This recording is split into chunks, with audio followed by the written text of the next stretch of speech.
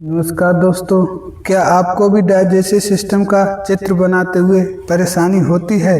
क्या आप भी परेशान होते हैं? एग्जाम में बनाने से डर लगता है? तो आइए आज हम आपको डाइजेस्टिव सिस्टम का चित्र बनाकर और उसके सभी पार्ट याद करवाने की कोशिश करते हैं। देखिए, सबसे पहले हम बनाते हैं ये सिर बना लेते हैं और इसी से ही हम दिखा देते हैं ये हमारा फेरेंक्स वाला भाग। ये हमारा फेरेंक्स वाला भाग हो गया। ठीक है, इसी के पास यहाँ पर हम दिखाएंगे पैरोटिड ग्लैंड। ये हमारी हो गई पैरोटिड ग्लैंड। ठीक है दोस्तों, ये हमारी पैरोटिड ग्लैंड हो गई और ये हमारी हो गई जीभ। ये हमारी जीभ। इसके नीचे हो गई इसके नीचे हमारी कौन सी ग्लैंड आएगी? Submandibular gland. और इसके ऊपर ये हमारी हो गई सबलिंगुअल ग्लैंड। ये हमारी हो गई लार ग्रंथियाँ। ये हो गई हमारी लार ग्रंथियाँ। कितनी होती हैं? 3 होती हैं। कौन कौन सी? कैसे याद रखोगे? PSS पैरोटिड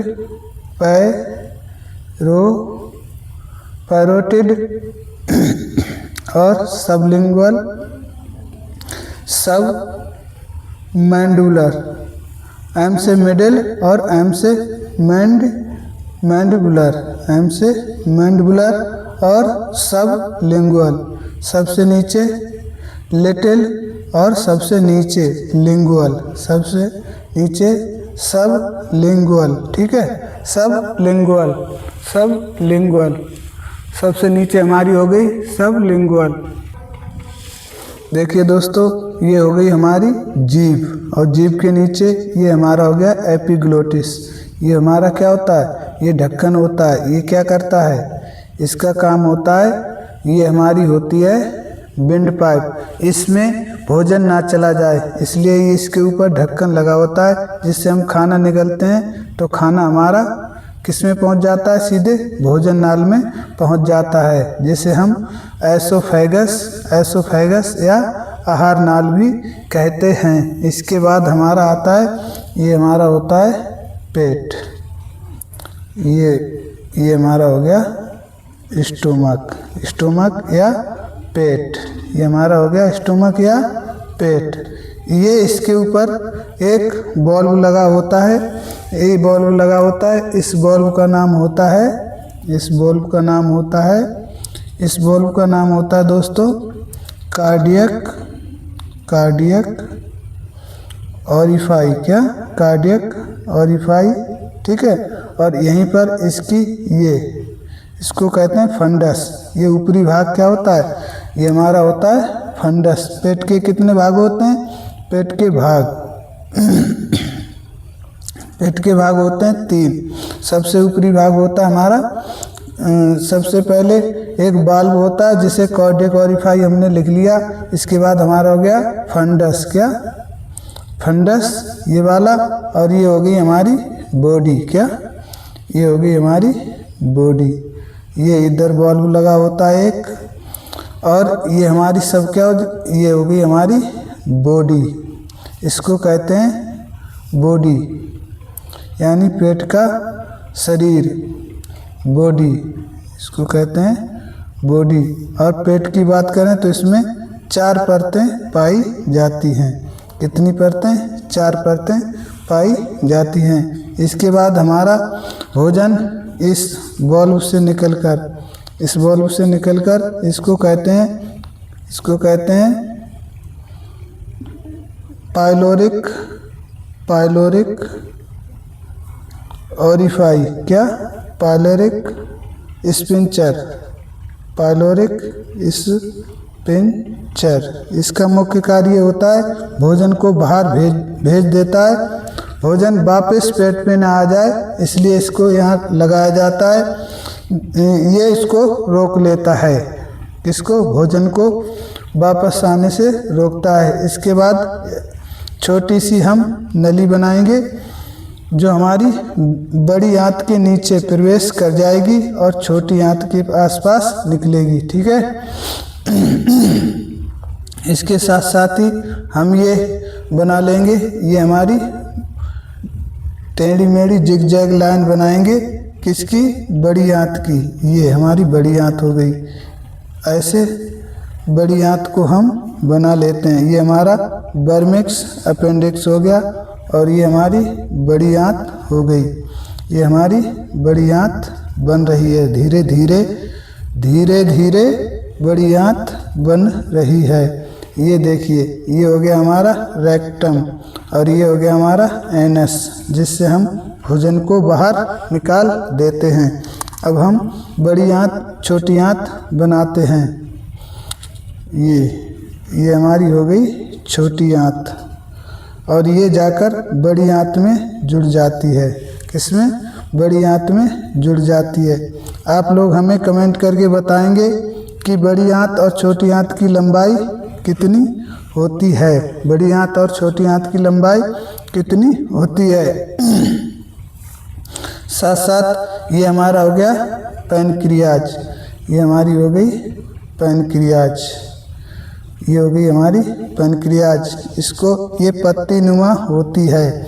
इसमें से एंजाइम, ये मिक्स ग्लैंड होती है और इसमें से एंजाइम व हार्मोन्स दोनों निकलते हैं। इसमें से एंजाइम व हार्मोन्स दोनों निकलते हैं।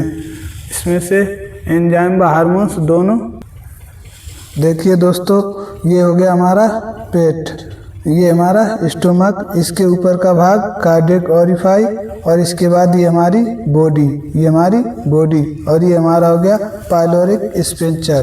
पाइलोरिक स्फिंक्टर, जहाँ से भोजन छोटी आंत में चला जाता है, वापस ना आ जाए, इसलिए इस बॉल्व को, ये बॉल्व अपना कार्य करता है, भोजन को वापस नहीं आने देता है। ये हमारी हो गई पैनक्रियाज और पैनक्रियाज से मिक्स ग्लैंड होती है।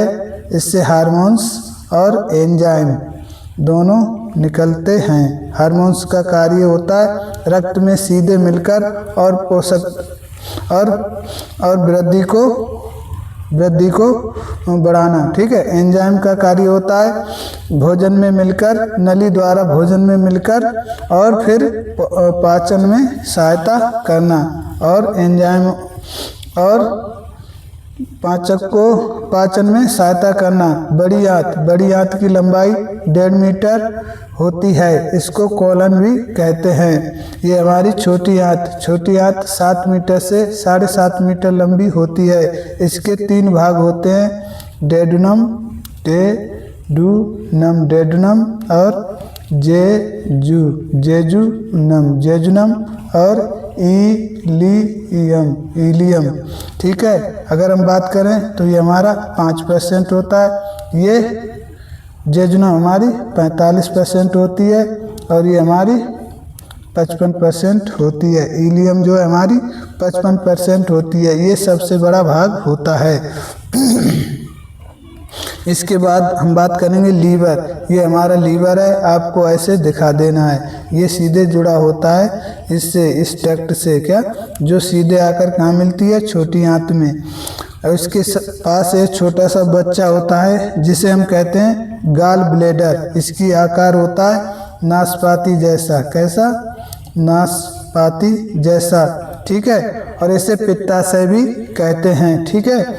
आगे हमारा भोजन छोटी आंत में पहुंच जाता है, जहां केमिकल डाइजेशन होता है। पूरी तरह से पचने के बाद यहाँ पर बिलाई पाई जाती हैं, जो भोजन के पचे हुए पोषक तत्वों का अवशोषण करके रक्त में मिला देती हैं। बचा हुआ शेष भाग, भोजन का शेष भाग हमारी बड़ी आंत में पहुंच जाता है। बड़ी आंत में पहुंचने के बाद बड़ी आंत का यहाँ पानी का अवशोषण कर लेती है और बड़ी आंत का कार्य होता है पानी का अवशोषण करना और इसके साथ साथ देखो विटामिन्स का निर्माण करना। विटामिन के और विटामिन बी कम्प्लेक्स का निर्माण करना होता है। ये छोटी आंत में बड़ी आंत में भोजन पहुंचने के बाद ये असेंडिंग कॉलम के द्वारा, सबसे पहले ये देखो, ये यहाँ पे जो भाग जुड़ा है इसको कहते हैं सीकम। ये हमने क्रम दिखाए हैं, इधर आप देख सकते हैं। Caecum, number 1 caecum.